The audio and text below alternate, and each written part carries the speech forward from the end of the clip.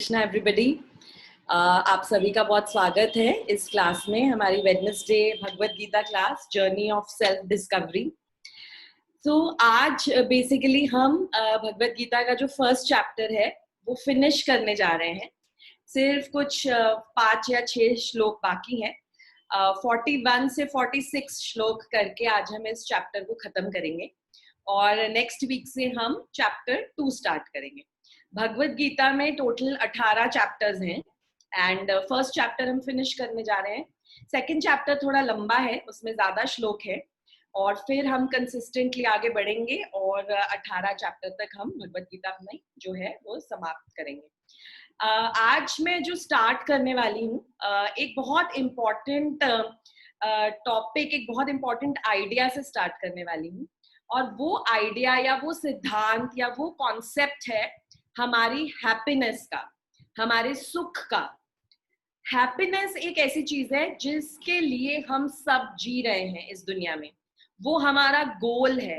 हम सब खुश होना चाहते हैं, हम सब सुख चाहते हैं, हम सब हंसना चाहते हैं हमेशा। हम सब जब रात को सोए तो हम एक स्माइल के साथ सोना चाहते हैं, कोई भी चिंता के साथ सोना नहीं चाहता। बट जैसे कि हम आगे की क्लासेस में भी सुन चुके हैं और बात कर चुके हैं, ये दुखालयम अशाश्वतम है। ये जो दुनिया है, ये जो भौतिक दुनिया है जिसमें हम जी रहे हैं, ये है दुखालयम अशाश्वतम। दुख आलयम मतलब दुखों का घर और अशाश्वतम मतलब शाश्वत नहीं है, टेम्पररी है। तो दुखों का घर भी है और टेम्पररी भी है, यहाँ कोई चीज परमानेंट नहीं है और हम सब अपने एक्सपीरियंसेस से ये चीज जानते हैं। तो भी हम सुख ढूंढ रहे हैं, हर कोई यहाँ पर। आज हम सब जो इस क्लास में हैं, हमारा इस क्लास में आने का उद्देश्य ही ये है, क्योंकि हम ट्राई करके देखना चाहते हैं कि इतना सुना है भगवत गीता के बारे में, कृष्ण और अर्जुन के संवाद के बारे में, तो क्या इससे भी सुख प्राप्त हो सकता है, ये भी ट्राई करके देखते हैं। हम हर चीज ट्राई करके देखते हैं जिससे हमें कुछ भी, थोड़ी से भी सुख की प्राप्ति हो सके। तो एक छोटी सी कहानी से शुरू करूंगी। हम सब सुख चाहते हैं, ये हम सब जानते हैं और हम ये सब मानेंगे। तो एक कहानी आपको छोटी सी बताती हूँ और फिर आगे बढ़ेंगे। एक आदमी था जो आपके और मेरे जैसे सुख की खोज में था, खोज रहा था सुख, सबसे पूछ रहा था, दर दर भटक रहा था, जो जो मिलते थे उनसे पूछ रहा था कि सुख खुशी कहाँ मिलेगी। तो किसी ने उसको एक लाइब्रेरी के बारे में बताया और बोला उस लाइब्रेरी में जाओ, वहां बहुत सारी बुक्स हैं और शायद वहां किसी एक बुक में तुम्हें पता चल जाए, एक बुक को पढ़ने से कोई ऐसी बुक मिल जाए जिससे तुम्हें पढ़ के समझ में आ जाए कि सुख की प्राप्ति कैसे होगी। तो वो आदमी जाता है वहां पर, बहुत सारी बुक्स सारी ढूंढता है, खोल खोल के देखता है, पढ़ने की कोशिश करता है, टॉपिक्स देखता है। एक उसको ऐसी किताब बहुत 4-5 घंटे ढूंढने के बाद मिलती है जिस किताब पे लिखा होता है सुख की प्राप्ति कीजिए। तो बहुत एक्साइटेड हो जाता है और उस बुक को खोलता है और उस बुक को पढ़ने लगता है। उस बुक को जैसे ही खोलता है, अभी इंडेक्स देख ही रहा होता है कि कौन से टॉपिक्स हैं, मैं कैसे उस डायरेक्टली उस टॉपिक पे पहुंचूं जो मुझे बताए कि मुझे सुख की प्राप्ति कैसे होगी। तो उस बुक में से एक चिट नीचे गिरती है, एक छोटा सा स्लिप पेपर का नीचे गिरता है जमीन पे। तो वो उस स्लिप को उठाता है और उस स्लिप पे लिखा होता है कि इस यहां से तुम्हें पता चलेगा कि तुम्हें सुख की प्राप्ति कैसे होगी, पेपर को पीछे मोड़ो। तो पेपर मोड़ता है, पेपर को अपसाइड डाउन करता है और पेपर के पीछे देखता है। पीछे देखता है तो वहां एक छोटी सी डायरेक्शंस लिखी होती हैं। तो वो बहुत खुश हो जाता है और वो पढ़ता है। उस पे लिखा होता है कि इस ग्रंथालय, इस लाइब्रेरी के पास में एक सी बीच है, तो उस सी बीच पे जाओ, वहां बहुत सारे पत्थर हैं, पत्थर मिलेंगे, वहां तुम्हें पत्थर ढूंढना है। एक ऐसा चिंतामणि पत्थर ढूंढना है। चिंतामणि पत्थर मतलब टच स्टोन, जिसको हाथ लगाने से आप जो भी विश करेंगे वो आपको मिल जाएगा, आप जो चाहेंगे वो आपको मिल जाएगा। तो वहां लिखा है कि चिंतामणि पत्थर आपको इस बीच पे मिलेगा, उस पत्थर को उठाना और उस पत्थर से फिर आप जो भी मांगोगे आपको मिल जाएगा। पर याद रहे कि वो पत्थर एक गरम पत्थर होगा। तो गरम पत्थर जो है वो ही चिंतामणि होगा, बस इतनी चीज याद रखना। आदमी बहुत एक्साइटेड हो जाता है, जल्दी से उस बुक को बंद करता है और भागता है उस सी बीच की तरफ। सी बीच पे जाता है और वहां देखता है कि यहाँ तो बहुत सारे पत्थर हैं, बहुत सारे पत्थर हैं, छोटे बड़े बहुत छोटे। तो कहता है कोई बात नहीं, मैं सारे पत्थरों को चेक करूंगा और जो सबसे गर्म पत्थर है वो चिंतामणि होगा। तो वो ढूंढने में लग जाता है, पत्थर उठाता है, पत्थर कोल्ड होता है, एकदम ठंडा होता है। तो ओहो, ये मेरे काम का पत्थर नहीं है, उसको वापस पानी में फेंक देता है। दूसरा पत्थर उठाता है, वो भी ठंडा पत्थर होता है, ये मेरे काम का नहीं है, पानी में फेंक देता है। ऐसे करता रहता है, पूरा दिन निकल जाता है, रात हो जाती है, लेट नाइट हो जाती है, थक जाता है। बोलता है कोई बात नहीं, मैं अगले दिन आकर फिर से ये सारी जो प्रक्रिया है वो फिर से करूंगा। अगले दिन फिर से आता है, फिर से सारे ठंडे पत्थर मिलते हैं एक के बाद एक और उनको पानी में फेंकता जाता है। ऐसे करते करते बहुत दिन बीत जाते हैं, पर वो हिम्मत नहीं हारता, क्योंकि उसे पता है कि उसे सुख की प्राप्ति होने वाली है, वो खुश होने वाला है, तो हिम्मत नहीं हारता। तो वो ढूंढता रहता है। ऐसे करते करते 5 दिन, 7 दिन, 8 दिन, 10 दिन, 12 दिन, 13वां दिन आ जाता है। 13वें दिन वो बहुत हताश होता है, धीरे धीरे उसका जो एक्साइटमेंट लेवल है वो कम होता जाता है, क्योंकि उसको वो पत्थर मिल नहीं रहा। 13th डे जब वो ढूंढ रहा होता है, तो ठंडा पत्थर फेंक दिया, ठंडा पत्थर फेंक दिया, ठंडा पत्थर फेंक दिया, ठंडा पत्थर फेंक दिया, गरम पत्थर, गरम पत्थर। 13 दिन के बाद गरम पत्थर उसके हाथ में आता है। बट इससे पहले कि वो समझ पाए, वो इस चीज को एब्जॉर्ब कर पाए कि जिस गरम पत्थर, जिस चिंतामणि, जिस टच स्टोन को वो इतने दिनों से ढूंढ रहा था, वो उसे मिल चुका है। उतनी देर में तो रिफ्लेक्स एक्शन से वो उस पत्थर को भी पानी में फेंक देता है, क्योंकि उसे आदत हो गई होती है पत्थर को उठा के पानी में फेंकने की। तो उस गर्म पत्थर को भी पानी में फेंक देता है। जैसे ही पत्थर पानी पे गिरता है, उसको रियलाइज होता है ये मैंने क्या किया, ये तो गर्म पत्थर था, ये तो वो चिंतामणि था जिसको मैं इतने दिनों से ढूंढ रहा था, अब मैं क्या करूं। अब पानी में से तो वो मिलने से रहा, पानी गहरा, पत्थर कहाँ गया, कहाँ वो ठंडे पत्थरों में मिक्स हो गया, कुछ पता नहीं चला। तो आप सोच सकते हैं कि उस आदमी की मनोस्थिति, उस आदमी का जो भी उसका मेंटल सिचुएशन है वो क्या हुआ होगा। जिस चीज को वो इतने दिनों से ढूंढ रहा था, वो चीज आखिर उसके हाथ में आई और उसने अपने हाथों से उसे पानी में फेंक दिया। अब आप सोचिए, ये एक एनालॉजी है हमारी लाइफ के लिए, हमारे साथ भी कुछ ऐसा ही हो रहा है। अब आप पूछेंगे कैसे, ऐसा कैसे हो रहा है, हम तो बहुत अलर्ट है, कोई खुशी का पल आता है तो हम उसको जाने नहीं देते, हम तो उसको पकड़ लेते हैं, हम सोचते हैं कि जाए नहीं, हमें हमारी हथेली से ये निकले नहीं।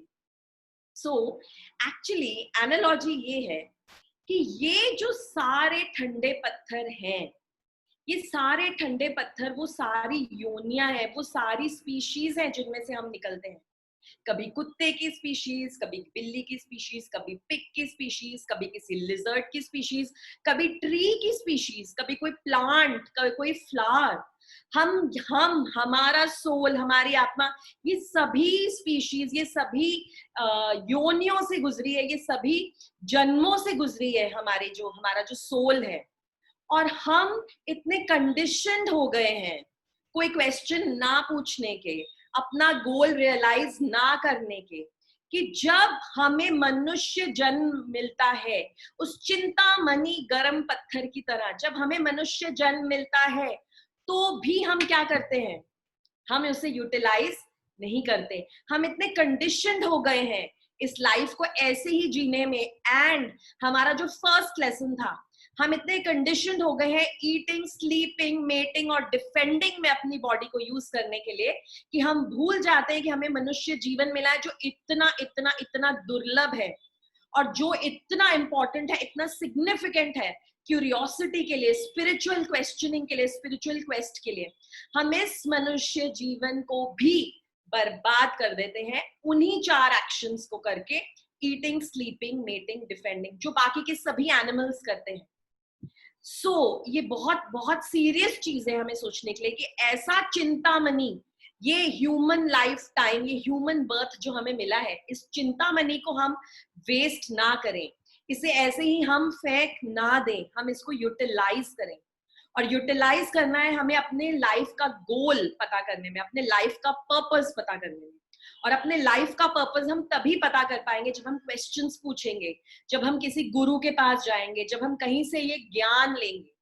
और आप सब इतने फॉर्चुनेट हैं कि आपने इस चीज को रियलाइज किया कि ये इम्पोर्टेंट मनुष्य जन्म आपको मिला है और आप इस क्लास में आ रहे हैं regularly, consistently to hear what is happening, what did Krishna tell Arjun. उन्होंने ऐसी क्या पेप टॉक दी अर्जुन को कि अर्जुन खड़े हो गए और अर्जुन युद्ध के लिए तैयार हो गए, अपने सारी क्वेश्चंस के बावजूद, अपने सारे डाउट्स, अपने सारे कंफ्यूजन, अपने सारे लैमेंटेशन के बावजूद अर्जुन खड़े हो गए और उन्होंने ये महाभारत का युद्ध लड़ा। तो ऐसा क्या बोला था भगवान ने, ये सुनने के लिए आप सब आए हैं और आप अपने लाइफ के गोल को परस्यू कर रहे हैं, सेल्फ रियलाइजेशन के बारे में जान रहे हैं। सो इसके लिए आप सबके लिए बहुत बहुत बहुत बड़ा हरि बोल, हरि बोल आप सबके लिए कि आप सब टाइम निकाल के ये सुनने के लिए आ रहे हैं और आप इस चिंतामणि को एक ठंडे पत्थर की तरह वेस्ट करके और पानी में एकदम ऐसे फेंक नहीं रहे। So thank you for that, thank you कि आप सब यहाँ आए।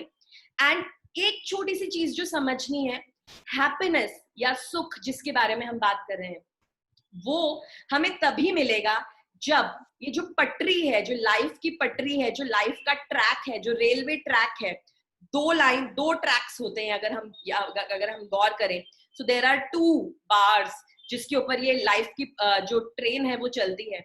ये जो दोनों बार्स है, one is material happiness and the other one is spiritual happiness.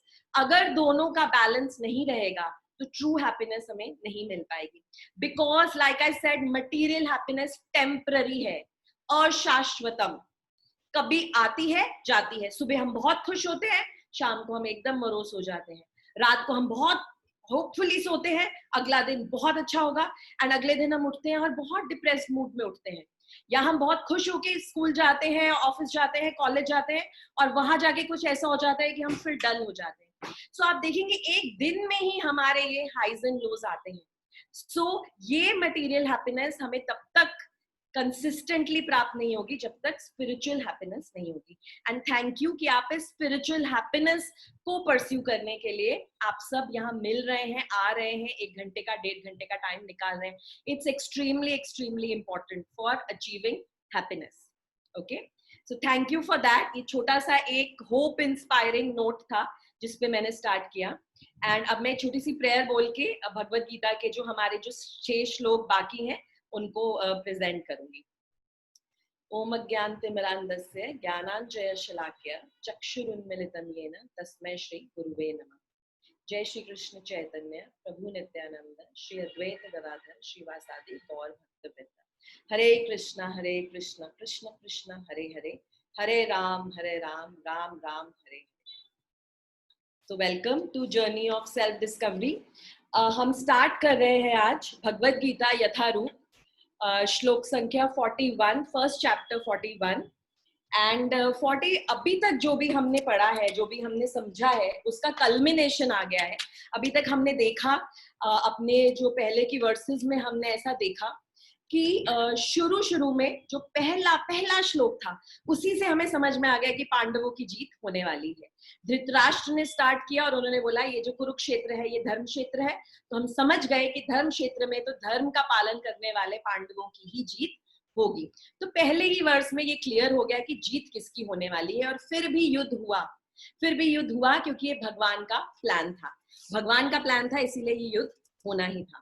आगे के श्लोकों में हमने देखा कि दुर्योधन की डिप्लोमेसी, उसकी कूटनीति, उसकी राजनीति हमने देखी कि वो कितना स्मार्ट बन रहा था, कैसे उसने भीष्म पितामह को इम्प्रेस करने की कोशिश की, द्रोणाचार्य को इम्प्रेस करने की कोशिश की, थोड़ा सा डराया, थोड़ा सा धमकाया, थोड़ा सा सरकास्टिक बने, थोड़ा सा समझाया, ऐसा किया जिससे उनके जो सैनिक है उनका जो पूरा व्यू जो रचा हुआ था सैनिकों का, वो थोड़े से डर भी जाए, थोड़ा सा फियर भी आ जाए उनमें कि हमारे सामने पांडव हैं, और वो थोड़े से एकदम से क्यूरियस और एक्साइटेड भी हो जाए कि नहीं कुछ भी हो जाए हमें ये युद्ध जीतना ही है। तो वो अपने पॉजिटिव्स और नेगेटिव्स, अपने एडवांटेजेस और डिसएडवांटेजेस सब बताते हैं। ये उनकी डिप्लोमेसी थी। उसके बाद हम देखते हैं कि और भी कितने सारे साइंस थे और श्लोकों में हमने देखा जिससे हमें समझ में आता है कि पांडवों की ही जीत होगी। जो हमारा अजम्पशन था वो स्ट्रॉन्ग होता जाता है। आगे कुछ श्लोकों में हमने देखा भगवान कृष्ण गोविंदा की भक्त वात्सल्यता, कैसे एक माँ की तरह उन्होंने अपने भक्तों के लिए अपना हाथ आगे बढ़ाते हैं और कैसे इतने प्रेम से उनके साथ अपना सारा आचरण करते हैं, ये हमने देखा। फिर हमने आगे के कुछ श्लोकों में देखा अर्जुन के डिप्रेशन के साइंस। तो डिप्रेशन कोई नई बीमारी नहीं है जो आज सब उससे ग्रसित है। उस समय अर्जुन को भी डिप्रेशन के साइंस हमें समझ में आते हैं और हमें दिखते हैं कि अर्जुन भी डिप्रेस्ड है। धीरे धीरे धीरे उनकी एनर्जी जो है लो होती जाती है, लैमेंटेशन के मोड में अर्जुन आ जाते हैं। आगे हमने देखा कि अर्जुन रीजंस देते हैं कि वो क्यों फाइट नहीं करना चाहते। वो 5 रीजंस देते हैं, 5 ऐसे कारण देते हैं और बहुत स्ट्रांगली देते हैं कि इन कारणों की वजह से मैं ये युद्ध लड़ना नहीं चाहता। युद्ध लड़ना नहीं चाहते और उनके साथ युद्ध में कौन है? भगवान स्वयं है। फिर भी अर्जुन युद्ध लड़ना नहीं चाहते। उनके रथ पे स्वयं हनुमान जी विराजमान है पर वो युद्ध लड़ना नहीं चाहते। उनके रथ के पहिए में स्वयं शेषनाग है पर वो युद्ध लड़ना नहीं चाहते, क्योंकि वो अपने सारे स्वजनों को देख के करुणामयी हो जाते हैं। उनका जो हृदय है वो एकदम सॉफ्ट हो जाता है, एकदम कंपैशनेट हो जाता है। क्यों? दुर्योधन का हृदय ऐसा क्यों नहीं होता? वो दुर्योधन भी तो उनके कजन ही थे, दुर्योधन भी तो उनके भाई थे। तो दुर्योधन का हृदय ऐसा क्यों नहीं होता? दुर्योधन तो बिल्कुल चार्ज्ड अप है लड़ने के लिए। इसीलिए क्योंकि अर्जुन भक्त है और ये भक्त की बहुत बड़ी क्वालिटी है कि भक्तों का जो हृदय होता है वो एकदम कोमल होता है। वो सभी से प्रेम करते हैं और फिर अपने स्वजनों से तो वो कैसे लड़ सकते हैं? अपने गुरु, अपने आचार्य, अपने पितामह, उनसे अर्जुन कैसे लड़ सकते थे? क्योंकि वो भक्त थे। और ये भक्तों की क्वालिटीज भी हमें यहाँ पर समझ में आती है। तो अगर आज हम 41st वर्स देखें तो 41st वर्स में हमें समझ में आता है कि जो सारा जो एटमॉस्फेयर है वो बहुत चार्ज्ड अप है, वो बहुत टेंस है एटमॉस्फेयर। और 41st वर्स में अर्जुन बोल रहे हैं, अर्जुन खुद ऐसा बोल रहे हैं, अर्जुन ऐसा बोल रहे हैं कि ये लड़ाई मैं नहीं लड़ सकता, ये लड़ाई मैं नहीं लड़ सकता। अवांछित संतानों की वृद्धि से निश्चय ही परिवार के लिए तथा पारिवारिक परंपरा को विनष्ट करने वालों के लिए नारकीय जीवन उत्पन्न होता है। ऐसे पतित कुलों के पुरखे, मतलब जो पितृ लोग हैं, वो भी गिर जाते हैं क्योंकि उन्हें जल तथा पिंड दान देने की क्रियाएं समाप्त हो जाती हैं। अर्जुन ने इससे पहले, अगर आप थोड़ा अपना याद करें, अर्जुन ने इससे पहले कुछ रीजंस दिए हैं। फर्स्ट रीजन उन्होंने यही दिया था, कंपैशन, करुणा। करुणा के लिए मैं ये युद्ध नहीं लड़ सकता, मैं अपने स्वजनों को नहीं मार सकता। दूसरा रीजन अर्जुन ये भी देते हैं कि अगर सब मर जाएंगे तो फिर ये राज करने का मतलब ही क्या है? हमने इस पे भी डिस्कशन की थी कि जब भी हमें किसी चीज की प्राप्ति होती है तो हम सबको दिखाना चाहते हैं कि देखिए ये मेरा नया पोजेशन है, ये मेरी नई ड्रेस है, ये मेरी नई कार है, ये मेरा नया घर है। अगर कोई रहेगा ही नहीं फैमिली में, दोस्तों में, फ्रेंड्स में, तो मैं दिखाऊंगा किसको अपना राज्य? जो राज्य में जीतूंगा वो मैं एंजॉय किसके साथ करूंगा? तो ये भी अर्जुन का एक बहुत वैलिड क्वेश्चन था। अब आगे अर्जुन ये भी बोलते हैं कि ऐसे सब कर्म करने से क्या होगा, सारे क्षत्रिय जो है, जो सारे क्षत्रिय हैं उनकी मृत्यु हो जाएगी। तो सभी क्षत्रियों की जब मृत्यु हो जाएगी तो उनकी जो पत्नियां हैं, उनकी जो बेटियां हैं, उनकी जो माएं हैं, वो तो सभी बिना पति, बिना बेटे, बिना बिना बाप के हो जाएंगी। तो उनको जो दूसरे आदमी हैं वो उनके साथ दुर्व्यवहार करेंगे, दुर्व्यवहार करेंगे और फिर वर्ण शंकर की उत्पत्ति होगी। ये भी हमने लास्ट टाइम डिस्कस किया था। वर्ण शंकर मतलब अवांछित संतानें जो मैरिज से उत्पन्न नहीं होती है। सो अगर ऐसे वर्ण शंकर उत्पन्न होंगे तो पूरी जो सोसाइटी है वो नारकीय जीवन में चली जाएगी, नरक जैसी बन जाएगी, हेल जैसी कंडीशन क्रिएट हो जाएगी, क्योंकि हस्बैंड और वाइफ साथ में नहीं होंगे जो अपने बच्चों को, अपने संतानों को अच्छे संस्कार दे सके। तो ऐसे परिवारों की तो फिर परिवारों का तो पतन ही होगा और फिर क्या होगा, एक नारकीय जीवन क्रिएट होगा। और उससे क्या होगा, एक और बहुत इंपॉर्टेंट रीजन यहाँ अर्जुन बता रहे हैं, पितरों का रीजन। पितरों को, जो हमारे फोर फादर्स हैं, जो हमारे एंसेस्टर्स हैं, जिनकी जिनकी मृत्यु हो चुकी है, जो अपना शरीर छोड़ के जा चुके हैं, उनको जो जल दान करना है, पिंड दान करना है, वो कौन करेगा? क्योंकि ऐसे वर्ण शंकरों को जो माँ बाप है वो समझाएंगे नहीं, वो संस्कार नहीं देंगे कि आप पिंडदान कीजिए। तो आप समझिए यहाँ भगवान क्या बता रहे हैं कि पिंडदान जो एक क्रिया है वो कितनी इंपॉर्टेंट क्रिया है। जल दान करना, पिंड दान करना, श्राद्ध सेरेमनी करना अपने एंसेस्टर्स की, वो कितना इंपॉर्टेंट है। तो यहाँ अर्जुन उसको रीजन बना रहे हैं और बोल रहे हैं अगर मैं सारे क्षत्रियों को मार दूंगा तो जो सारी जो फीमेल्स हैं, जो सारी महिलाएं हैं, वो पल्यूट हो जाएंगी, उनके साथ बुरा व्यवहार होगा और वर्ण शंकर उत्पन्न होंगे जो अपने पितरों को दान नहीं देंगे। उससे जो सारी सोसाइटी है वो नरक में जाएगी।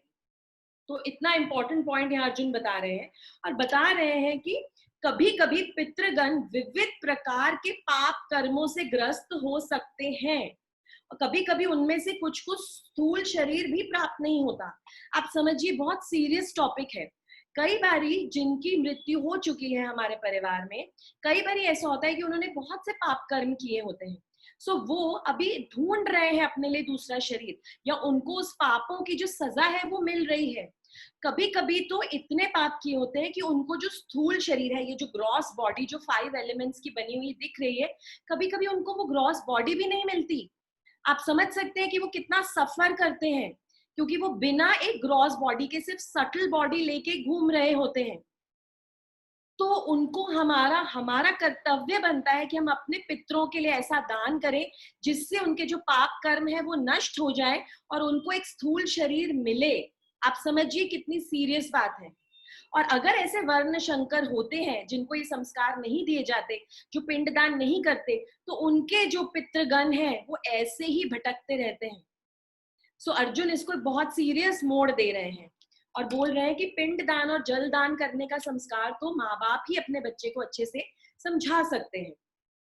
और इसीलिए सब जब वंशजों द्वारा पितरों को अगर प्रसाद अर्पित किया जाए तो उनकी जो योनि है या अन्य प्रकार के जो दुखमय जीवन से उनका उद्धार होता है।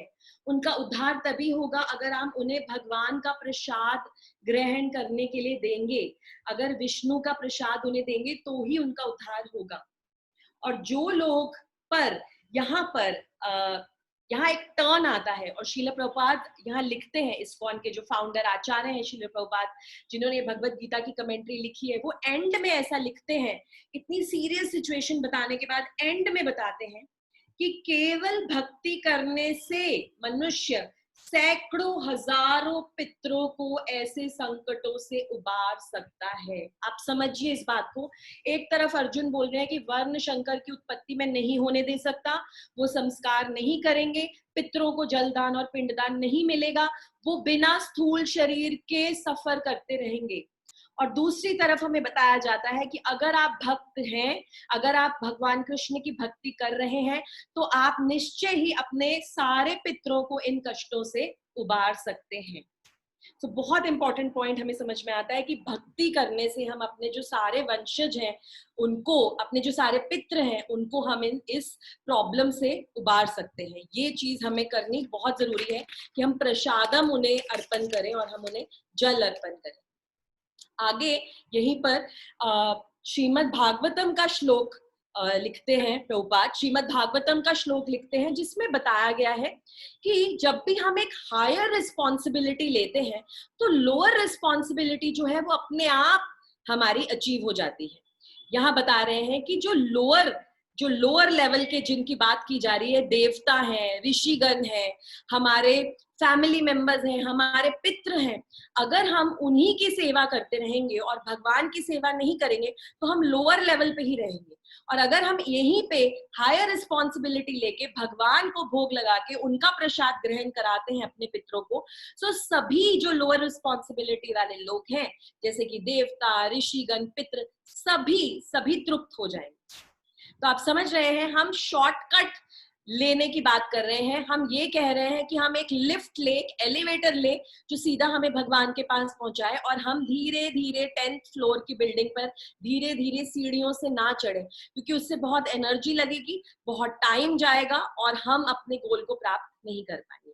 तो ऐसा बता रहे हैं यहाँ पर कि भगवान कृष्ण को सरेंडर कीजिए, उनकी शरण में जाएं, उनको भोग लगाएं और उनका प्रसादम ग्रहण कराएं पितरों को, तो हम उन्हें इन सारे दुखों से उबार पाएंगे।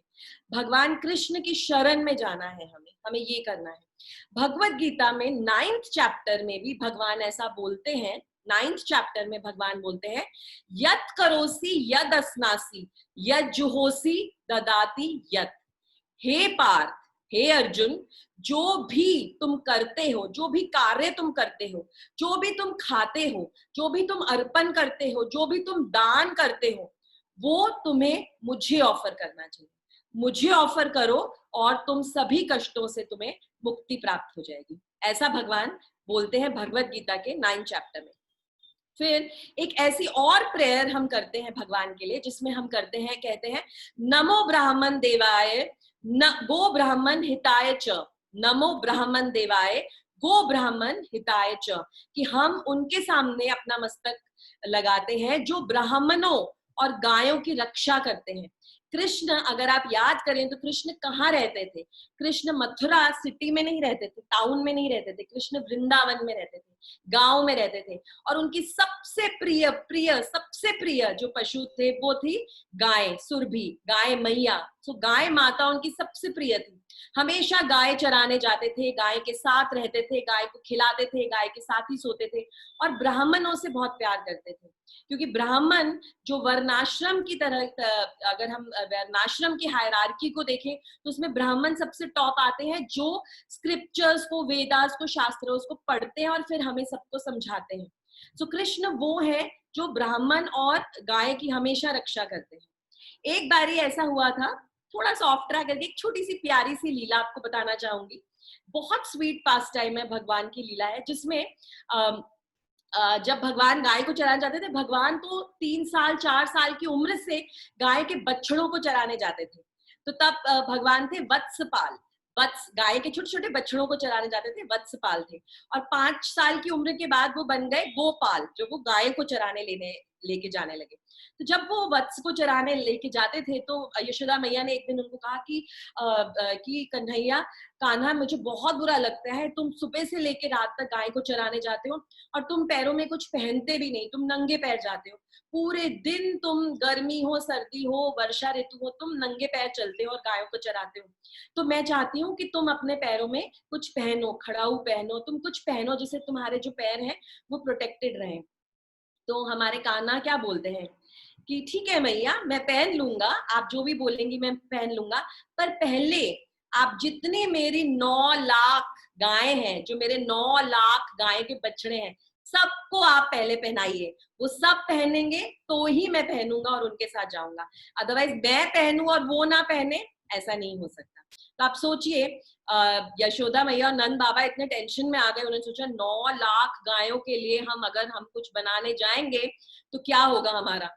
तो उनको हारना पड़ा कान्हा के सामने। उन्होंने बोला नहीं, मैं नहीं पहनूंगा, अगर मेरी गैया नहीं पहनेगी तो मैं भी नहीं पहनूंगा। इतना प्यार करते थे भगवान उनसे।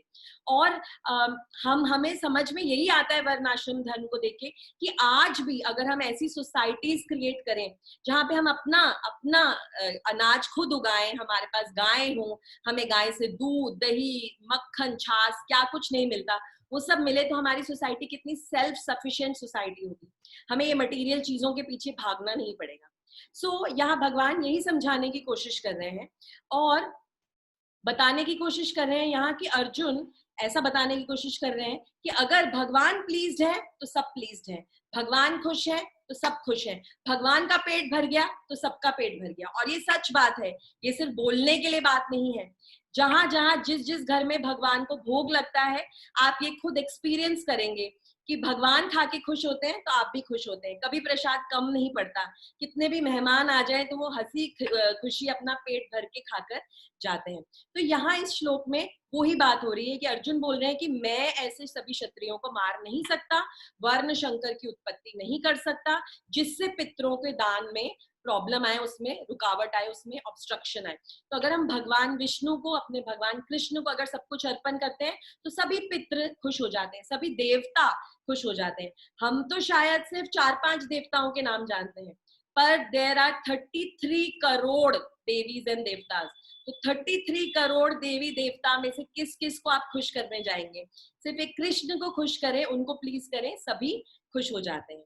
आगे आगे के श्लोक में 42 वर्ष में हम देखते हैं कि बोलते हैं कि जो लोग कुल परंपरा को विनष्ट करते हैं और इस तरह अवांछित संतानों को जन्म देते हैं, उनके दुष्कर्मों से समस्त प्रकार की सामुदायिक योजनाएं तथा पारिवारिक कल्याण कार्य विनष्ट हो जाते हैं। क्या होता है अगर लोग इस तरीके से रहते हैं, वर्ण शंकर की उत्पत्ति करते हैं, मिक्स्ड वर्ण हो जाते हैं, जातियां सारी मिक्स हो जाती हैं। अब यहाँ जाति का मतलब ये कास्ट नहीं है, मैं पंजाबी हूँ, आप गुजराती हैं, वो हिंदू हैं, वो सिख हैं, वो ईसाई हैं। यहाँ पे जाति वो नहीं है, यहाँ पे जाति है ब्राह्मण, क्षत्रिय, वैश्य और शूद्र। ऐसे गुण और कर्मों के हिसाब से सोसाइटी का विभाजन हुआ जाता था और होना चाहिए, गुण के हिसाब से और कर्मों के हिसाब से। जो लोग ज्यादा इंटेलिजेंट है, जिनको पढ़ने का ज्यादा शौक है, जो अच्छा लगता है जिनको पढ़ना, वो पढ़े, वो शास्त्र पढ़े और दूसरों को समझाएं। जिन लोगों की ज्यादा ऐसी वाली मेंटालिटी है, एकदम प्रोटेक्शन वाली, वो क्षत्रिय है, वो प्रोटेक्ट करते हैं, वो वॉरियर्स बनते हैं, वो एडमिनिस्ट्रेटर्स बनते हैं। और जिन लोगों का ज्यादा इंटरेस्ट अनाज उगाने में, फार्मिंग में है, वो वैश्य बनते हैं। और कुछ एक ऐसी कैटेगरी होती है जो इन तीनों कैटेगरी में नहीं है, बट वो सबको सर्व करते हैं, सबकी सेवा करते हैं, वो शूद्र होते हैं। सो गुण और कर्म के हिसाब से ये विभाजन होता है। और अगर हम इस विभाजन को ना माने और अगर हम जाति का मिक्स कर दें, अगर हम सारे वर्णों को अगर मिक्स कर दें, तो प्रॉब्लम क्रिएट होती है, कुव्यवस्था, अव्यवस्था हो जाती है पूरी सोसाइटी में। और हम समझ सकते हैं और जान सकते हैं कि आज की डेट में यही हो रहा है। हम अपनी इच्छा के विरुद्ध, हम जो भी ट्रेंड्स हैं, जो भी पैटर्न्स हैं, उसको सोच के हम कोई भी काम अपना शुरू करते हैं और उसको हम बहुत बारी हम उस काम में, हम उस जॉब में, हम उस कर्म में खुश नहीं रहते, क्योंकि वो हमारे गुण और कर्मों के हिसाब से नहीं है। यहाँ भगवान बता रहे हैं कि अगर गुण कर्म के हिसाब से जाति भेद हो तो जाति धर्म अच्छे से एस्टैब्लिश किया जा सकता है और वैसे ही मैरिजेस होनी चाहिए, ऊपर नीचे। क्योंकि अगर एक क्षत्रिय अगर एक ब्राह्मण औरत की क्षत्रिय आदमी से शादी हो जाती है तो वो शादी एकदम बैलेंस्ड शादी नहीं होती, इम्बैलेंस्ड शादी होती है।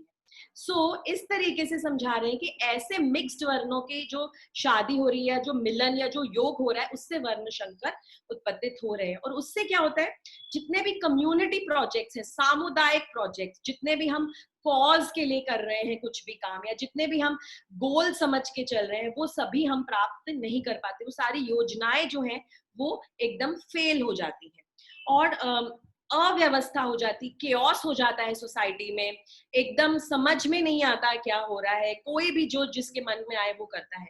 और हम ये जान सकते हैं ये सब बातें सुन के कि आज हम एक वैसी ही सोसाइटी में जी रहे हैं।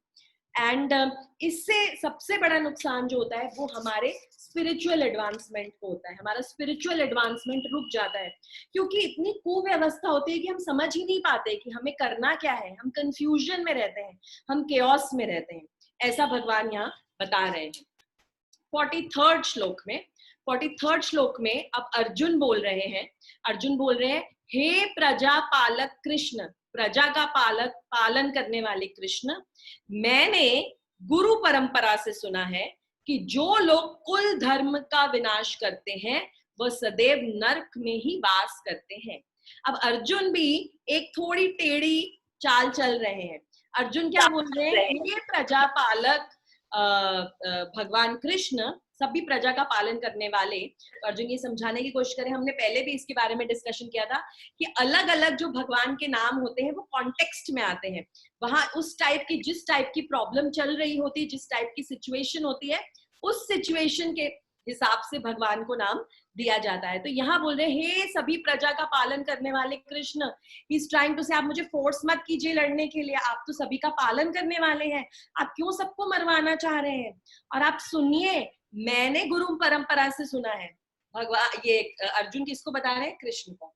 कृष्ण ने ही सबसे पहले बताया था कि अर्जुन, गुरु परंपरा के हिसाब से ही हमें सारी बात सुननी चाहिए, इधर उधर से कुछ सुनना नहीं चाहिए, और जो गुरु परंपरा में आ रहा है उसको ही मानना चाहिए। तो यहाँ अर्जुन डबल गेम खेलकर आसा उल्टा करके कृष्ण को बोल रहे हैं कि मैंने गुरु परंपरा से सुना है कि जो इस तरीके के कर्म करते हैं वो नरक में वास करते हैं। तो अर्जुन उनको बता रहे हैं सीरियसनेस देखो, मैं नरक में वास नहीं करना चाहता हूँ, आप मुझसे ऐसा काम जबरदस्ती मत करवाइए। तो पर्पट में श्रील प्रभुपाद लिखते हैं कि वर्णाश्रम धर्म की एक पद्धति के अनुसार मृत्यु के पूर्व मनुष्य को पाप कर्मों के लिए प्रायश्चित करना होता है। अगर हमने पाप कर्म किए हैं तो हमें प्रायश्चित करना बहुत जरूरी है। जो पाप आत्मा है उसे इस विधि का अवश्य उपयोग करना चाहिए। ऐसा किए बिना मनुष्य निश्चित रूप से नरक भेजा जाएगा, जहां उसे अपने पाप कर्मों के लिए कष्टमय जीवन बिताना होगा। तो अगर हम पाप कर्म करेंगे तो हमें नरक जाना पड़ेगा और वहां हमें कष्ट भोगने पड़ेंगे। तो अर्जुन कह रहे हैं मुझसे ये पाप मत करवाइए भगवान, आप तो सबका पालन करने वाले हैं, मुझे माफ कीजिए, मुझसे ये पाप मत करवाइए, मुझे इस नरक में आप मत धकेलिए। ऐसा अर्जुन कृष्ण को बोल रहे हैं और उनको ऐसा बता रहे हैं कि मैंने गुरु परंपरा में ऐसा सुना है। कौन से गुरु से सुना है ये क्लियर नहीं है, क्योंकि सबसे बड़े गुरु तो भगवान कृष्ण स्वयं उनके सामने हैं। तो जो भगवान कृष्ण कह रहे हैं वो तो उनको मानना ही है, चाहे भगवान उन्हें सबको मारने के लिए बोले, चाहे उनके स्वजनों को मारने के लिए बोले, बट क्योंकि वो भगवान की वाणी है, वो सबसे क्लियर और सबसे राइट वाणी है, उसमें कोई क्वेश्चन मार्क है ही नहीं। तो अर्जुन थोड़ी टेढ़ी चाल चल के बोल रहे हैं मैंने गुरु परंपरा से सुना है। कौन से गुरु से सुना है आपने? आपके गुरु तो आपके सामने हैं और वो बोल रहे हैं उठो और लड़ो। आगे के श्लोक में 44 श्लोक में वो कहते हैं अहो कितने आश्चर्य की बात है कि हम सब जघन्य पाप कर्म करने के लिए उद्यत हो रहे हैं। हम बहुत एक्साइटेड है पाप कर्म करने के लिए, कितने आश्चर्य की बात है। राज्य सुख भोगने की इच्छा से प्रेरित होकर हम अपने ही संबंधियों को मारने पर तुले हैं। तो ये सब ज्ञान अर्जुन दे रहे हैं भगवान कृष्ण को। तो उल्टी गंगा बह रही है और अर्जुन कृष्ण को ये ज्ञान दे रहे हैं कि ओहो अरे ये क्या हो रहा है, कितने आश्चर्य की बात है, हम जघन्य पाप करने के लिए एकदम तत्पर हैं, हम अपने स्वजनों को मारना चाहते हैं और हम नर्क जाना चाहते हैं खुद अपने आप। ऐसा क्यों कर रहे हैं हम? हमें ऐसा बिल्कुल नहीं करना चाहिए, ऐसा बता रहे हैं अर्जुन कृष्ण को। और अर्जुन ऐसा क्यों बोल रहे हैं? जैसा मैंने पहले कहा अर्जुन भक्त हैं, उनका करुणामयी जो सॉफ्ट हृदय है वो चीख चीख के ऐसा कर रहा है ऐसा काम मत करो, अपने लोगों को मत मारो, नर्क में जाने की तैयारी मत करो। पर अर्जुन कह रहे हैं हम भोग वृत्ति से प्रेरित हैं, हम भोग करना चाहते हैं, राज्य का भोग करना चाहते हैं। जबकि एक्चुअली अगर यहाँ पे देखा जाए तो भोग वृत्ति से प्रेरित तो दुर्योधन है, अर्जुन तो प्रेरित है ही नहीं भोग वृत्ति से। अर्जुन ने तो सिर्फ इतना कहा था, पांडवों ने सिर्फ इतना कहा था हमें 5 गांव दे दीजिए, और भगवान कृष्ण खुद गए थे ये मांगने और बोला था 5 गांव दे दीजिए, 5 पांडव है बस, हमें और कुछ नहीं चाहिए। दुर्योधन ने क्या कहा, मैं एक सुई की नोक के जितना लैंड भी, जमीन भी पांडवों को नहीं दूंगा। तो यहाँ पे भोग वृत्ति से प्रेरित कौन है, अर्जुन है या दुर्योधन है? एक्चुअली भोग वृत्ति से प्रेरित दुर्योधन है, पर सारी लैमेंटेशन, सारा कंफ्यूजन, सारा दुख कौन भोग रहा है? अर्जुन भोग रहे हैं। क्यों? क्योंकि वो भक्त हैं, वो भक्त हैं और उनका हृदय बहुत कोमल है, वो ये चीजें सब कंपैशन से सोच सकते हैं जो दुर्योधन नहीं सोच सकते। आगे के श्लोक में 45 श्लोक पे अगर हम जाएं तो यहाँ पे यदि धृतराष्ट्र के पुत्र मुझ निहत्ते तथा रणभूमि में प्रतिरोध न करने वाले को मारे तो यह मेरे लिए श्रेयस्कर होगा। अर्जुन युद्ध भूमि में मरने के लिए भी तैयार है। वो कह रहे हैं मैं निहत्ता खड़ा हो जाऊंगा इस युद्ध भूमि में, जिससे आके मुझे मारना है मार दे, धृतराष्ट्र के पुत्रों को आके मुझे मारना है वो मार दे, कोई बात नहीं, मैं निहत्ता खड़ा रहूंगा, बट मुझे अपना श्रेय देखना है। हमने लास्ट टाइम इसकी भी बात की थी क्लास में, श्रेय वो है जो हमारा लॉन्ग टर्म गोल है, बिग पिक्चर। हमें हमेशा देखना है हमारी बिग पिक्चर को, छोटे छोटे जो हमारे सुख हैं या छोटी छोटी जो हमारी अचीवमेंट्स हैं या छोटे छोटे चीजों में जिसमें हमें खुशी मिल रही है, हमें उसकी जगह हमें अपने लॉन्ग टर्म गोल को देखना है। अर्जुन बोल रहे हैं मैं तो अपना लॉन्ग टर्म गोल देख रहा हूँ, लॉन्ग टर्म गोल मुझे यही बता रहा है कि मुझे आके मार दो, मैं यहाँ निहत्था खड़ा हूँ, जिसको जो करना है आके मेरे साथ कर सकते हो, ऐसा अर्जुन यहाँ बोल रहे हैं। और आगे अगर हम 46 वर्स पे जाएं तो यहाँ संजय अब बोल रहे हैं। अब आप देखेंगे ये लास्ट वर्स है, अर्जुन की हम हालत देख चुके हैं, अर्जुन एकदम लैमेंट कर रहे हैं, अर्जुन हैज गिवन अप, वो लड़ना नहीं चाहते, वो कह रहे हैं मैं मरने के लिए तैयार हूँ, पर मैं ये सब गलत काम नहीं कर सकता, मैं वरुण शंकर की उत्पत्ति नहीं कर सकता, मैं अपने स्वजनों को मार नहीं सकता, वो मुझे मारे मार ले, मुझे उससे कोई फर्क नहीं पड़ता। तो आगे अब संजय जो रिपोर्ट दे रहे हैं, संजय जिन्हें दिव्य चक्षु प्राप्त हुए हैं, जो एक स्पिरिचुअल विजन वाले चक्षु जिन्हें प्राप्त हुए हैं, जो एक टीवी के समान इस युद्ध को देख पा रहे हैं और धृतराष्ट्र को सारे रिपोर्टिंग कर रहे हैं, वो ऐसा बोल रहे हैं। अब युद्ध भूमि में इस प्रकार कहकर अर्जुन ने अपना धनुष तथा बाण एक और रख दिया और शोक संतप्त चित्त के रथ के आसन पर बैठ गया। तो अर्जुन ने क्या किया, अर्जुन ने अपना गांडीव, अपना जो धनुष है, अपना जो बाण है, वो सब रख दिया एक साइड पर और वो बहुत ही दुखी होकर रथ के आसन पर बैठ गए। हमने पहले भी ये सुना था कि अर्जुन को अपना गांडीव, अपना धनुष, अपना बाण कितना प्रिय है, वो देना नहीं चाहते थे किसी को। और जब उनको युधिष्ठिर महाराज, उनके बड़े भाई ने भी जब गुस्से में आके कहा था कि छोड़ दो, फेंक दो अपने इस धनुष बाण को, तो वो कितना गुस्सा हो गए थे। बट अब अर्जुन उस स्थिति में आ गए हैं कि उन्हें कुछ नहीं चाहिए, उन्होंने अपना धनुष और बाण रख दिया है और वो लड़ना नहीं चाहते, वो लड़ना नहीं चाहते अपने स्वजनों से, और वो he is just giving up, he saying बस अब मुझे कुछ नहीं करना है, ऐसा संजय रिपोर्ट कर रहे हैं धृतराष्ट्र को। जबकि अर्जुन को हमने पढ़ा है इससे पहले कुछ श्लोकों में, अर्जुन को कहा जाता है परंतप, परंतप कहा गया है अर्जुन को, जो अपने सारे शत्रुओं को मार डालते हैं, शत्रुओं को खत्म कर देते हैं, अपने सभी शत्रुओं को खत्म करने की एबिलिटी है उनके अंदर। पर वो अर्जुन आज रो रहे हैं, शोक संतप्त हैं, रो रहे हैं, बैठे हैं एकदम अपने कोमल हृदय और दयालु हृदय की वजह से। ये जो भक्त है, जो भगवान की सेवा में रत रहना चाहते हैं, हमेशा किसी को कुछ नुकसान नहीं पहुंचाना चाहते, ऐसे अर्जुन यहाँ बैठ के रो रहे हैं। और अब उनकी जो दशा है, अब ये जो उनकी कंडीशन है, ये दशा है आत्मज्ञान प्राप्त करने के योग्य, ये राइट सिचुएशन है जब वो आत्मज्ञान को प्राप्त कर सकते हैं, क्योंकि उनका हृदय एकदम सॉफ्ट है, एकदम दयालु है, एकदम करुणामयी है, वो लैमेंट कर रहे हैं, उन्हें समझ नहीं आ रहा है कि उन्हें क्या करना चाहिए। अब ये सिचुएशन एकदम एप्ट है जहां उनके गुरु उन्हें समझाएं, भगवान कृष्ण उन्हें जो उपदेश है वो दे, और अब अर्जुन उन सभी उपदेशों को एब्जॉर्ब कर पाएंगे। अभी उनकी सिचुएशन इस तरीके के, पर अभी भी आप देखिए अर्जुन दूसरे किसी पे भी, ना धृतराष्ट्र महाराज पे, ना दुर्योधन पे, किसी पे भी इल्जाम नहीं लगा रहे हैं, ईर्ष्या से रत नहीं है, बिल्कुल रत नहीं है, वो अपने आप में गलतियां देख रहे हैं, गिल्टी महसूस कर रहे हैं, पर ईर्ष्या से रहित है, ईर्ष्या नहीं कर रहे या एनवियस नहीं फील हो रहे या गुस्सा नहीं आ रहा है उनको, वो अपने आप में ही गलती ढूंढ रहे हैं। ये भक्त की बहुत बड़ी क्वालिटी है।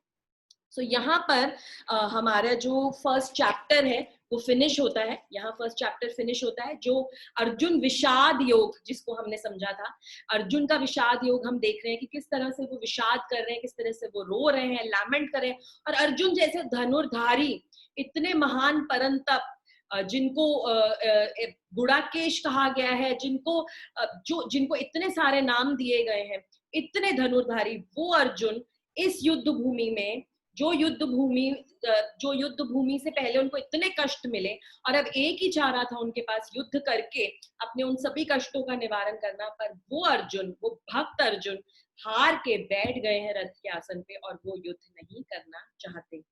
तो ये एक एनालॉजी है, जब भी हमारे लाइफ में भी जब हम हार जाते हैं, हम अपना पूरा प्रयास कर चुके होते हैं और हम हार जाते हैं और हम हेल्पलेस फील करते हैं, हमें बिल्कुल समझ नहीं आता, हमारी बुद्धि बिल्कुल चल नहीं रही होती, हम कंफ्यूज्ड होते हैं, हम डायलेमा में होते हैं कि हम क्या करें, तब गुरु की एंट्री होती है हमारे लाइफ में, और तब बहुत जरूरी हो जाता है कि हम गुरु से एनक्वायर करें, गुरु से पूछें कि शास्त्रों के हिसाब से हमें क्या करना चाहिए, शास्त्र में ऐसा क्या लिखा है जो हमें फॉलो करना चाहिए या जो हम गलत कर रहे हैं। क्योंकि शास्त्र ही एक ऐसा इटर्नल ट्रुथ है जो कभी गलत नहीं है, और शास्त्रों में ही हमें हमारे सारे सवालों के जवाब मिलेंगे। तो यहाँ पे जो हमारा फर्स्ट चैप्टर है वो एंड होता है। एंड करने के बाद मैं एक चीज बताना चाहूंगी कि भगवत गीता के हर हर अध्याय का एक महात्म्य है। भगवत गीता का महात्म्य है जो हम पहले डिस्कस कर चुके हैं, और भगवत गीता के हर अध्याय का महात्म्य है, क्यों हमें ये अध्याय पढ़ना चाहिए। अब आज आपका ये अध्याय खत्म हुआ है, अब हम आपको एनकरेज करेंगे कि आप ये अध्याय पढ़ें, इसके पर्पस पढ़ें, एटलीस्ट इसका ट्रांसलेशन पढ़ें। एटलीस्ट संस्कृत का श्लोक पढ़ना मुश्किल है तो सिर्फ एक एक करके जो 46 श्लोक है उनका सिर्फ ट्रांसलेशन पढ़ें, इंग्लिश, हिंदी या गुजराती में। क्यों क्यों इतना इंपॉर्टेंट है भगवत गीता का रेसिटेशन करना या भगवत गीता के श्लोक पढ़ना। एक छोटी सी कहानी से जो पुराणों में आती है उससे आपको समझाऊंगी कि भगवत गीता का क्या महात्म्य है, भगवत गीता के फर्स्ट अध्याय चैप्टर 1 का क्या महात्म्य है। एक बारी एक ब्राह्मण था। ब्राह्मण, अभी हमने ब्राह्मणों की बात की कि ब्राह्मणों की पदवी कितनी उच्च स्तर पदवी है। वर्णाश्रम धर्म में, सनातन धर्म में ब्राह्मणों की सबसे ऊंची पदवी है। एक ब्राह्मण थे जिनका नाम था सुशर्मा। सुशर्मा वो ब्राह्मण थे। ब्राह्मण तो थे, नाम से तो ब्राह्मण थे, बट कर्म उनके ब्राह्मणों जैसे बिल्कुल नहीं थे। इसीलिए मैंने अभी आपको थोड़ी देर पहले कहा कि अपने कर्म से या अपने जन्म से कोई ब्राह्मण नहीं होता, कि ब्राह्मण का पुत्र जरूरी नहीं है हमेशा उसमें ब्राह्मण की क्वालिटीज हो। ब्राह्मण इंसान सिर्फ अपने गुणों की वजह से होता है और अपने कर्मों की वजह से होता है, अपने जन्म की वजह से नहीं होता। तो ये जन्म से ब्राह्मण थे सुशर्मा, पर इनका शास्त्रों में कोई इंटरेस्ट नहीं था, बिल्कुल पढ़ना नहीं चाहते थे, अध्ययन नहीं करना चाहते थे। इनफैक्ट बिल्कुल ऑपोजिट थे, बहुत ही क्रूर तरीके के इंसान थे, बहुत क्रूर थे, बहुत क्रूअल थे। किसी की तरफ उनको दया भाव नहीं था। जैसे हम अभी भक्त के क्वालिटीज को डिस्कस करे थे, ऐसी कोई भी क्वालिटी उनके अंदर नहीं थी। क्या करते थे वो एक्चुअली पत्ते पत्ते तोड़ के, पेड़ों से पत्ते तोड़ के उनसे उनके छोटे छोटे कप्स बनाया करते थे, उनके छोटे छोटे बोल्स बनाया करते थे और उनको बेचते थे। और जब वो ऐसे पत्ते लेने जाते थे तो जितने भी इंसेक्ट्स, छोटे छोटे जीव जंतु जो उन्हें दिखते थे, मिलते थे पेड़ों पे, पत्तों पे, उनको झटकने की बजाय या उनको हटाने की बजाय, प्यार से हटा के वो पत्ता तोड़ने की बजाय वो उनको मार डालते थे। उनको मार डालते थे। वो इतने क्रूर थे, बिना किसी मतलब के वो उन सभी जीव जंतुओं को मार देते थे। तो क्योंकि वो इतने क्रूर थे, एक बारी जब वो ऐसे ही पत्ते कलेक्ट करने गए वन में, तो एक ऐसे ही सांप ने उनको डस लिया। सांप ने उनको डस लिया तो उनके पूरे शरीर में वो विष फैल गया और उसके बाद उनकी मृत्यु हो गई।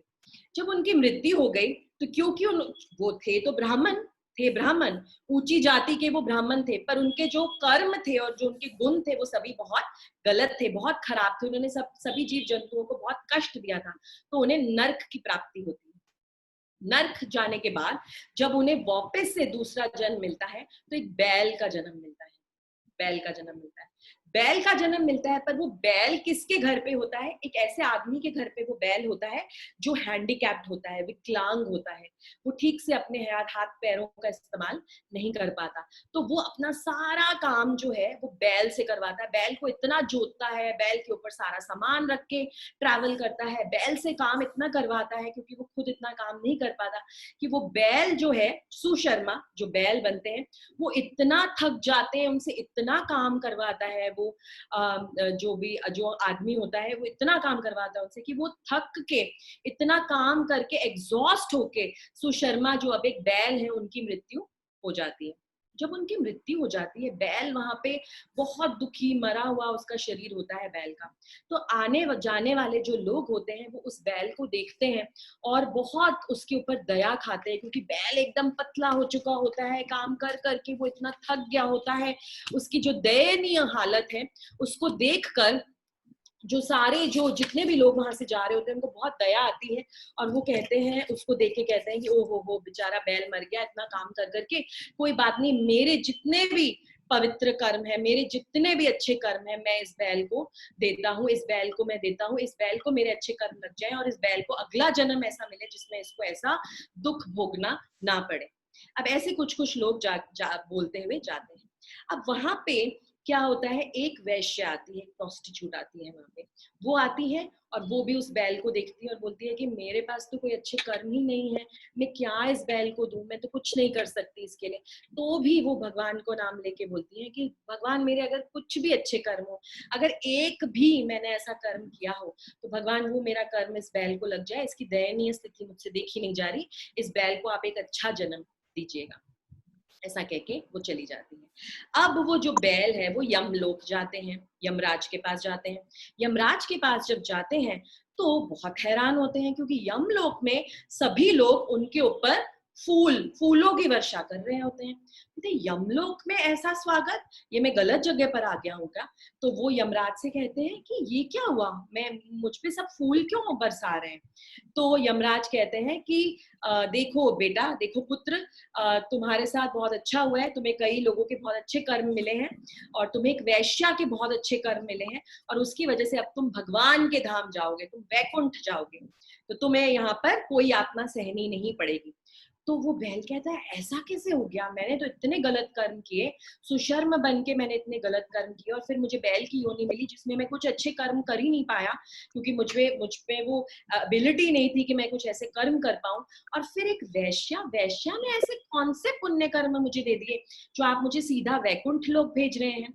तो यमराज कहते हैं कि उसने बहुत बहुत उसके पुण्य कर्म थे जो तुम्हें लगे हैं। अब वैकुंठ जाने का मतलब ये है, आप समझिए, इतना इजी नहीं है कि यहाँ से वो डायरेक्टली वैकुंठ चले जाए। वैकुंठ जाने का मतलब ये था कि उन्हें एक और अच्छा जन्म दिया गया, एक और अपॉर्चुनिटी दी गई जिससे वो अच्छे कर्म कर सके, और फिर उसके बाद उनकी जो गति थी वो वैकुंठ जाने की थी।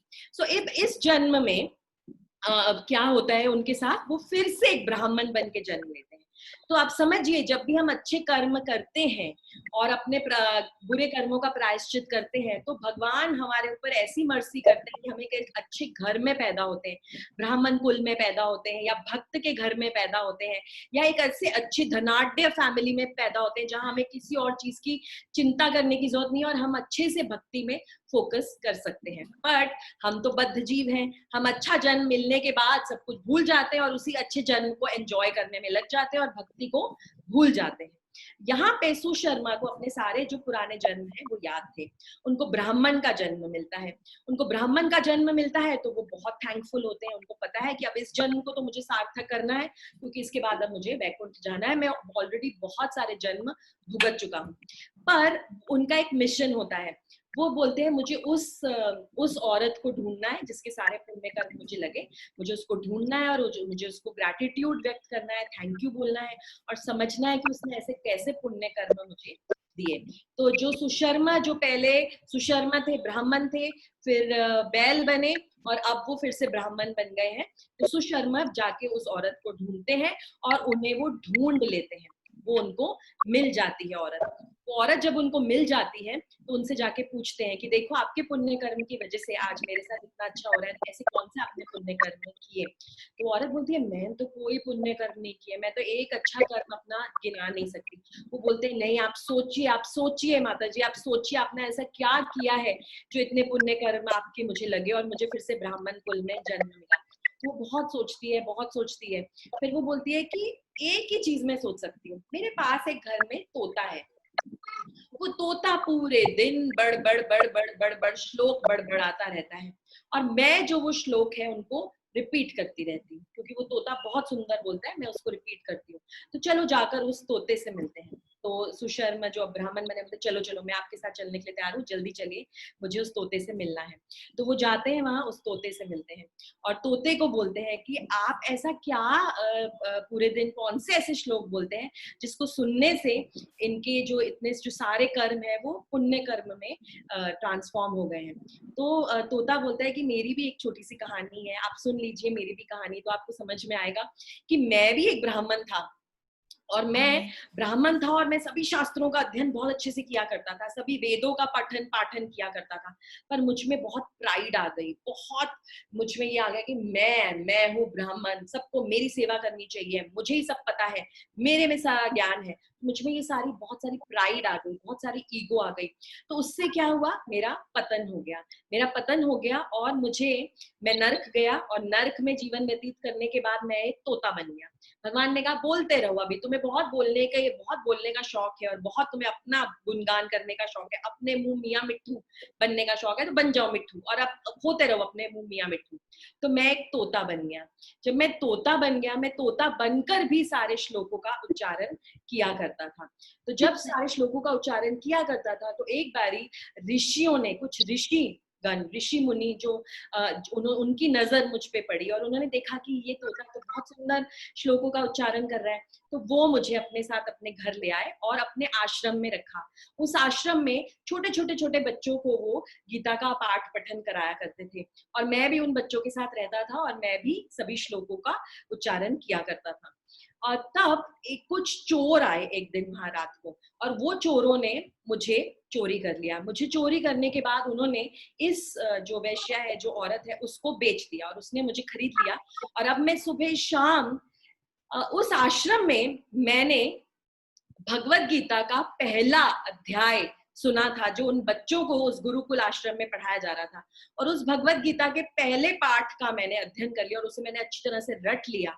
और उसी रटे हुए भगवत गीता के पहले अध्याय को मैं यहाँ पर रोज यहाँ पे बोलता हूँ, और उसी को ये जो माता जी हैं ये सुनती हैं और वो भी उसको रिपीट करती हैं। हमें समझ में आता है कि सिर्फ सुनने से और रिपीट करने से आप सोचिए कि आप अपने कर्मों को कैसे बदल सकते हैं, कैसे बुरे कर्मों को आप अच्छे कर्मों में बदल सकते हैं, किस तरीके से उस औरत के भी जो बुरे कर्म थे वो अच्छे कर्मों में बदले। वो अच्छे कर्म सुशर्मा के पास गए और सुशर्मा को अच्छे कर्म मिलने से अब सुशर्मा को मोक्ष की प्राप्ति होने वाली है। तो ये भगवत गीता के सिर्फ पहले अध्याय पढ़ने का श्रुति फल है। श्रुति फल मतलब उससे हमें क्या मिलता है, उससे हमें ये मिलता है हमारे सारे जितने भी पाप कर्म है वो पुण्य कर्मों में कन्वर्ट हो जाते हैं। तो ये आपके लिए इंस्पिरेशन है। पूरा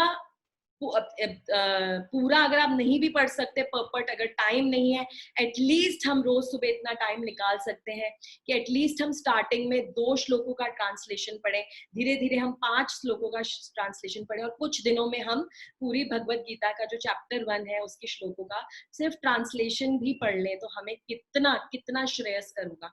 अर्जुन की तरह हमें बिग पिक्चर देखनी है, हमें लॉन्ग टर्म गोल्स देखने हैं, हमें देखना है कि हमें हैप्पीनेस कहाँ मिलेगी। हम एक सही प्लेटफॉर्म पे आए हैं, हम क्वेश्चंस पूछ सकते हैं, हम अपनी सेल्फ डिस्कवरी, अपनी सेल्फ इंक्वायरी कर सकते हैं। तो वो करना बहुत जरूरी है। बाकी के काम तो हम करते ही हैं और करते ही रहेंगे और वो होते ही रहेंगे। सिर्फ 5 मिनट 10 मिनट हमें अपने सोल के लिए, अपनी आत्मा के लिए निकालना है। हम अपना ये जो ग्रॉस बॉडी है, जो हमारे ऊपर के जो वस्त्र हैं, उनके लिए तो बहुत टाइम निकालते हैं, पर उन्हें तो हमें यही छोड़ के जाना है। हमारे साथ सिर्फ हमारा सोल जाएगा, हमारी आत्मा जाएगी, उसके लिए हम क्या कर रहे हैं वो हमें सोचना है। तो ये ऊपर की शर्ट, ये ऊपर का कोट तो उतर जाएगा, यही रह जाएगा, पर अंदर जो हमारा शरीर है, जो हमारी आत्मा है, उसके लिए हम क्या कर रहे हैं बहुत जरूरी है। तो प्लीज आप, ये भगवत गीता का फर्स्ट चैप्टर फिनिश हुआ है, प्लीज नेक्स्ट वेडनेसडे तक एटलीस्ट आप सारे श्लोकों को पढ़िए, सिर्फ ट्रांसलेशन पढ़िए। आप रिकैप कर सकते हैं जो भी आपने क्लास में सुना, पर सिर्फ ट्रांसलेशन जो है वो जरूर पढ़िए ताकि हम भी इस राह पर चल सकें और धीरे धीरे हम प्यूरिफाई हो सकें। इतने जन्मों की जो धूल हम पे जमी हुई है, जो कंडीशंस जमी हुई है, जो मेमोरीज जमी हुई है, जो इम्प्रेशंस जमे हुए हैं, धीरे धीरे हम उनको साफ कर सकें। ठीक है, तो आप सबसे मेरी विनती है, नम्र विनती है, प्लीज पढ़िए, सारी ट्रांसलेशंस को पढ़िए और इसका जरूर अध्ययन कीजिए। तो इसके साथ ही हमारा जो फर्स्ट चैप्टर है वो फिनिश होता है। सेकंड चैप्टर हम नेक्स्ट क्लास से ही शुरू करेंगे, जिसका नाम है गीता सार। अब ये भी बहुत सोचने वाली बात है कि सेकंड चैप्टर का नाम गीता का सार कैसे हो सकता है, गीता तो अभी चल ही रही है। तो उसका खुलासा नेक्स्ट क्लास में होगा कि उसका नाम गीता सार क्यों है। थोड़ा लंबा चैप्टर है तो थोड़ा उसमें ज्यादा टाइम लगेगा। कोई क्वेश्चंस हो तो प्लीज आप पूछ सकते हैं। और हमारे साथ आशा जी हैं, आई होप आशा जी ने ज्वाइन किया है। आशा जी हमारे साथ हैं, जो हमारे साथ दिल्ली से जुड़ रही हैं। आशा जी जर्नलिस्ट हैं और बहुत सालों से कृष्ण भक्ति में है, कृष्ण प्रेम से अभिभूत है बिल्कुल।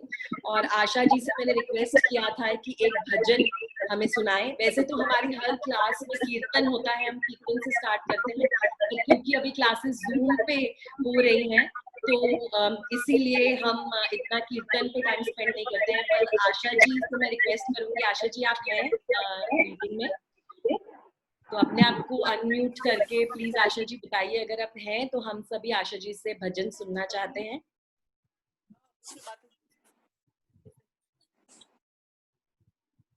हरे कृष्णा आशा जी।